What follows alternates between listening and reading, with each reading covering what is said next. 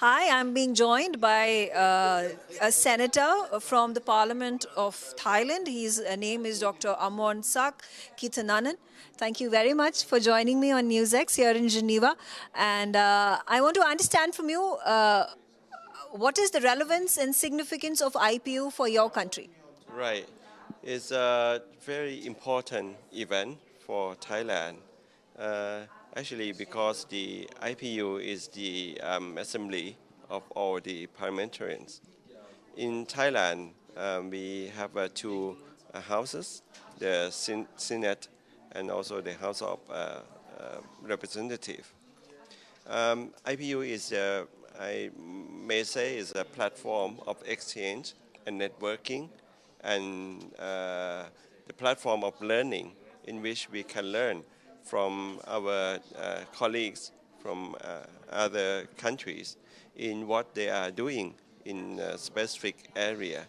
For example, in peace, in democracy, in sustainable development, to listen from on the floor a contribution from all the participants, open our eyes and enrich our understanding about the things that happen in other countries, both the challenges, both the solution or the recommendation that I think there's a very valuable experience that we can take it back to adapt and adjust to our role in Thailand.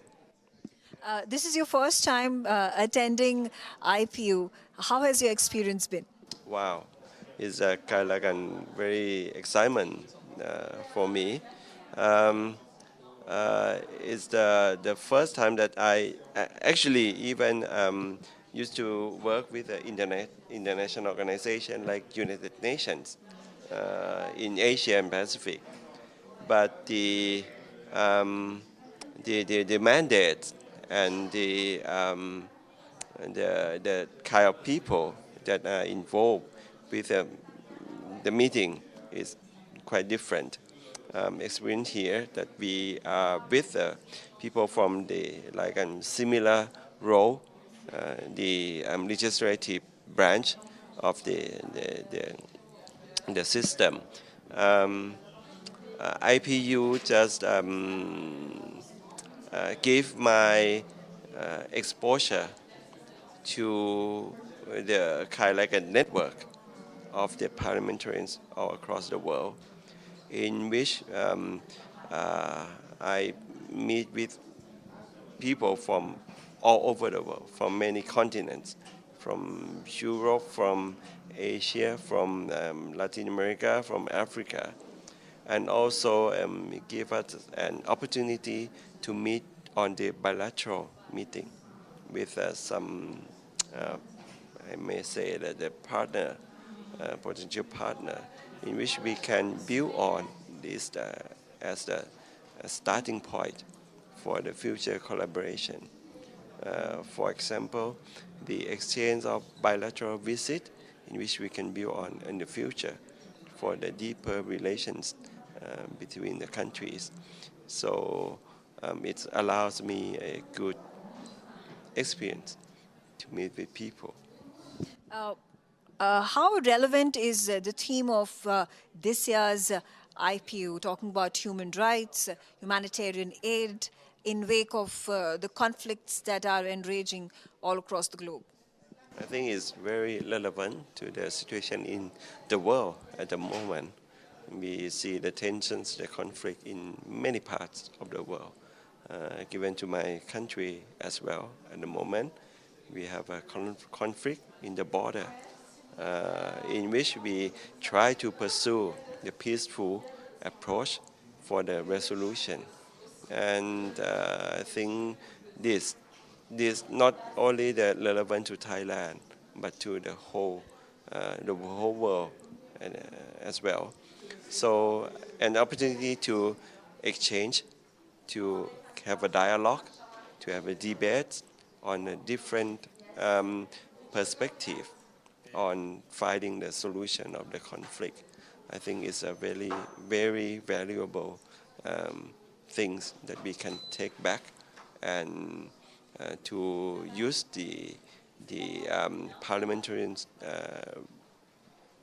approach that to find a solution on this conflict.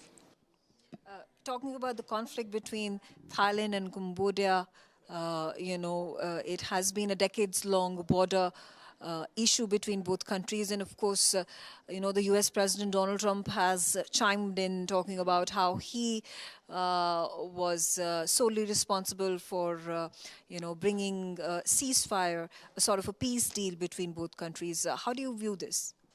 I view that is also our aim. I think both countries have an intention, to solve this conflict because it affects a lot to people on both sides. No one wins on this situation. The proposal from President Trump, I think the government on both sides would consider it deeply, and if we can find a common and mutually acceptable ground on this, which is still some kind of challenging things as well, because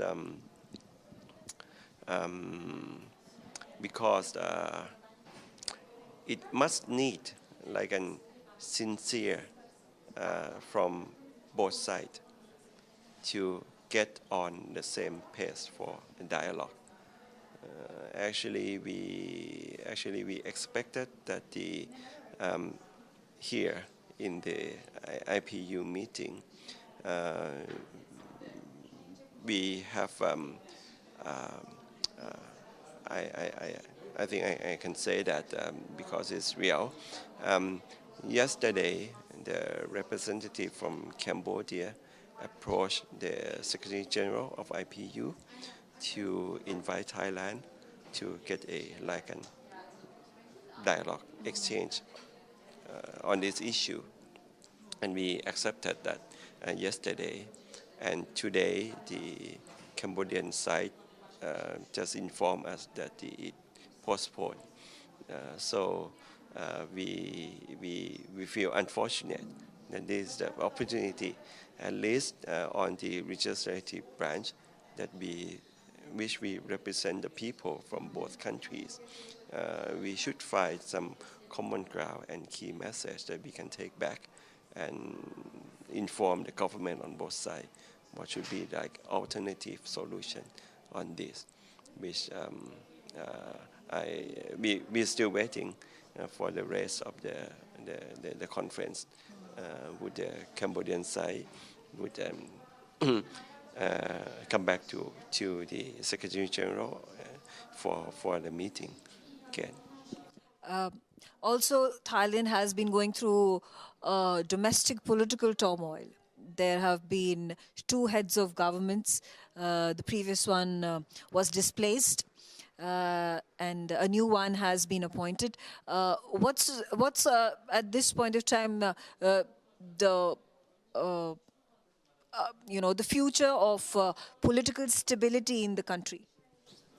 I think we are on the on the system. The system is back on track now.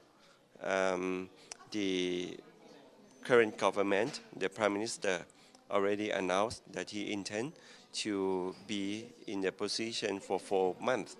So by January, the latest, that the House will be dissolved and we will go for the election. So I think it's on track. The thing, we don't think that would be any other intervention to block or not to allow this process is going. If the government would dissolve before that time, we will be back to the election process. So it's go as a normal process. I think it's be quite stable now. Artificial intelligence is playing a huge role in in all spheres of life, and including governance. How has the governance model adopted artificial intelligence in Thailand? Are there any policies and regulatory mechanisms in place in terms of the government ensuring that there is usefulness in artificial intelligence, and also confronting the risks that may be involved? Right. I think AI has a kind of like the positive and negative. Um, for the positive side, is help us have a more efficiency, help us in all area of work and life. Um, the government has, for example, the Ministry of Higher Education, the new minister, he just announced a policy to integrate AI in all field of study at the university level. So make the student used to the AI in all subject area that I study with. In business, they already employ the use of AI. But the other side, the AI governance is a big gap, I think, in Thailand as well, especially on the ethical side of AI, and also the legal framework to govern the misuse of the AI, like a deepfake or like the link to the use of the scammer to to to to to make people in trouble that way. I must admit that for Thailand, it's still an area that we need to concentrate on, in particular for the legal framework, the new act on the AI, which we haven't had it now. Talking about the very strong historical relations between India and Thailand, most particularly people-to-people connected, tourism that Thailand attracts from India. How do you see the potential of India-Thailand relationship in the future, and how diversified it can be? I think it's a big potential of relations between, in fact, from the historical part, even my names is come from the Indian language, right? So in the future, not only on the tourism, which we see many like Indian tourists just come to Thailand, but I think we can extend our relations in other areas. For example, in trade, I understand that the trade negotiation for the free trade between Thailand and India has not yet fully established now. So that's the area if we can work together, both countries, to promote the free trade between two countries. Also in education, India has very good education from the school level to university level.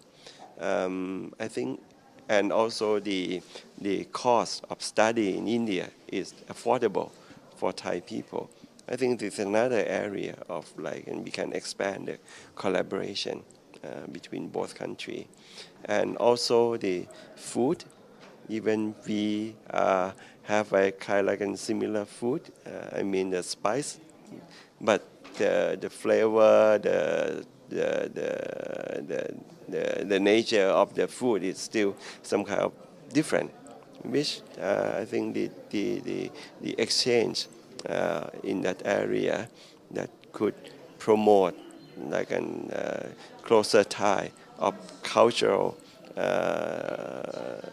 specialty of both countries as well. So I can see there's many areas, and we should promote it more, and we should work closer on this collaboration. Talking about food, I'm sure, like you said, there is a melange in between India and Thai food. And what is your favorite Indian cuisine? Oh, uh, in India, when I was studying in UK, it was my first time that I have a chance to try Indian food there. I may call I like the tikka masala, right? That's right. Yeah, yeah. It's a kind of like similar to the chicken rice in Thailand.